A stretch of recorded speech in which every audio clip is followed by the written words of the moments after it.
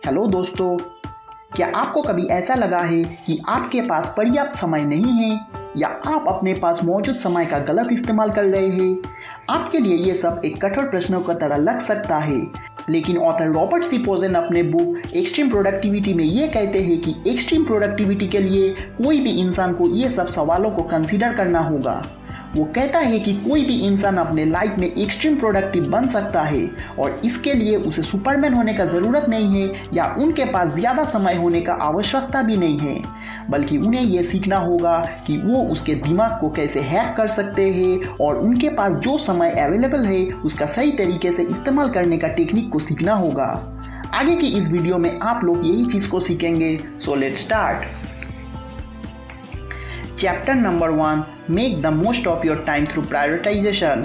क्या आप लोगों के साथ ऐसा कभी हुआ है कि आप लोगों का टू डू लिस्ट में और एक दूसरा टू डू लिस्ट कंटेन करता है, या आपका टू डू लिस्ट में बहुत सारे काम से भर जाता है और आप उसे सही से ट्रैक नहीं कर पाते हैं?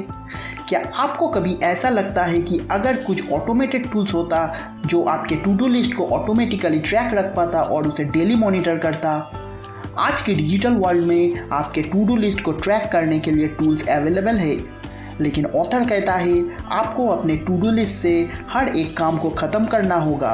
ये काम आपको खुद करना होगा, कोई टूल खुद से आपके लिए ये काम को नहीं करेगा।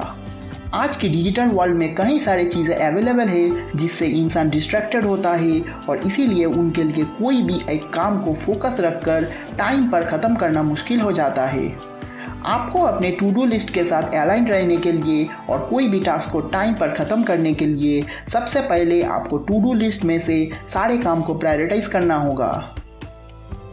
ऑथर कहता है अगर आप अपने सारे काम को टाइम पर ख़त्म करना चाहते हैं तो आपको उसे पहले से प्लानिंग करना होगा, और ऐसा करने के लिए सबसे पहले आपको अपने सारे काम को एम्स, ऑब्जेक्टिव्स और टारगेट्स में डिवाइड करना होगा। एम्स के अंडर आपका वो सब काम या गोल्स होगा जिसे पूरा करने के लिए आपको कई साल लगेगा। जैसे अगर आप अपने एग्जिस्टिंग बिजनेस को एक्सपेंड करना चाहते हैं और एक सेकेंड ब्रांच खुलने के बारे में सोच रहे हैं तो ये काम आपका एम के अंडर आएगा। ऑब्जेक्टिव के अंडर वो सब काम होता है जिसे पूरा करने के लिए आपको कई महीने से 2 साल तक लग सकता है। जैसे आप एक कंपनी में इंटर्नशिप करना चाहते हैं। टारगेट्स के अंदर वो सब काम आता है जिसे पूरा करने के लिए आपको 2 महीने से कम समय लगता है। ये काम आपके इमीडिएट गोल्स होता है, जैसे आपने पेपर वर्क को ख़त्म करना या आपने बिजनेस के लिए एड कैंपेन्स डिज़ाइन करना एक्सेट्रा। ज़्यादातर आपके जो दैनिक की काम होगा वो आपके टारगेट्स और ऑब्जेक्टिव लिस्ट में से होगा। Chapter number 2, procrastination is the enemy of productivity. क्या आप लोगों के साथ ऐसा कभी हुआ है कि आप लोगों को कोई इम्पोर्टेंट काम करना है और आप लोग उसे टालते रहते हैं?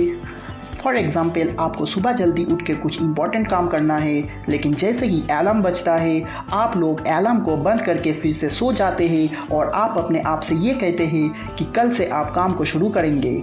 काम को टालने के लिए इंसान के पास कई हज़ारों रीजंस हो सकता है। ऑथर कहता है कोई भी इंसान को ऐसा नहीं करना चाहिए। उसे अपने काम को नहीं टालना है, बल्कि उसे अपने काम को अभी करना चाहिए। इंसान हमेशा अपने काम को प्रोक्रास्टिनेट करते हैं या उसे टालते रहते हैं, और एक बार वो जब ऐसा करते हैं तो उनका प्रोडक्टिविटी में गिरावट होता है।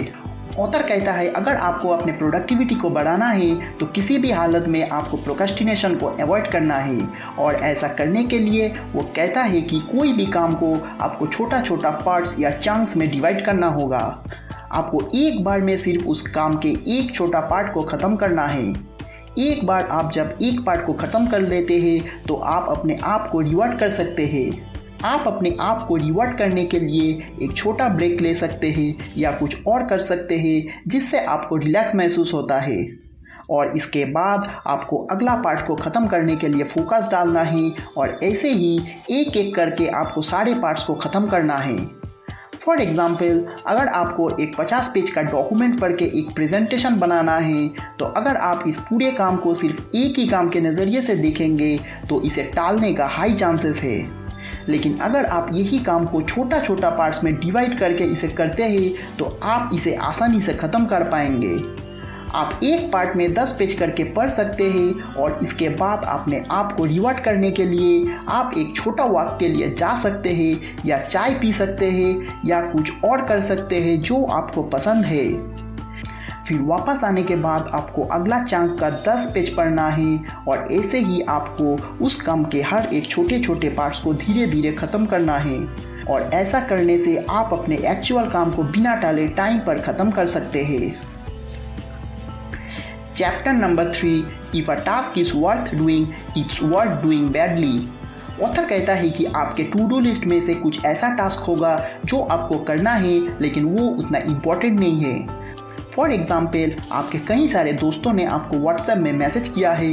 हो सकता है आपके पास सारे मैसेजेस का रिप्लाई देने के लिए अभी उतना टाइम नहीं है, लेकिन आप कुछ मैसेजेस का इन शॉर्ट रिप्लाई दे सकते हैं और अपने टू डू लिस्ट में से उस काम को क्रॉस कर सकते हैं। यहाँ पर ऑथर जो कहना चाहता है वो है, अगर आपके टास्क लिस्ट पे कुछ अनइम्पॉर्टेंट टास्क है तो आप अपने टाइम और एनर्जी उसे एक परफेक्ट तरीके से करने का कोशिश ना करें, बल्कि उस काम को जल्दी ख़त्म करने का कोशिश करें। आपको अपने टाइम और एनर्जी को दूसरा इम्पॉर्टेंट काम के लिए बचा कर रखना होगा। ऐसा करने के लिए ऑथर वही हो यानी कि ओनली हैंडल इट वंस इसी टेक्निक का इस्तेमाल करने के लिए कहता है। फॉर एग्जाम्पल, अगर आपका एक दोस्त उनके प्रोजेक्ट के एक ड्राफ्ट पेपर को आपको रिव्यू करने के लिए भेजा है तो आपको इस काम को लेकर ये सोचना होगा कि आपके पास उस काम को करने के लिए टाइम है या नहीं। अगर आपके पास उस काम को करने के लिए टाइम नहीं है तो आप उसे तुरंत मना कर दीजिए और यदि आपके पास टाइम है तो आप एक बार उसे पढ़कर अपने फीडबैक उसे दे दीजिए। इससे आप उस काम को सिर्फ एक बार हैंडल करते हैं और अपने टास्क लिस्ट से उस काम को क्रॉस कर देते हैं और इससे आपकी प्रोडक्टिविटी काफ़ी हद तक बढ़ जाता है। दोस्तों, हमारी आज की बुक समरी यहीं पर ख़त्म होता है। दोस्तों, ये मैंने कुछ ही points extreme productivity by Robert C Pozen book में से शेयर किया हूँ। अगर आपको ये बुक को डिटेल्स में पढ़ना है तो नीचे दिए गए लिंक में से आप इसे खरीद सकते हैं। दोस्तों, अगर आपको वीडियो अच्छा लगा तो इसे लाइक कर दीजिए और इसे जितना हो सके शेयर कीजिए ताकि हर कोई प्रोडक्टिविटी के बारे में ये टेक्निक्स को सीख पाए। चैनल को सपोर्ट करने के लिए इसे प्लीज़ सब्सक्राइब कर दे। Thanks for watching.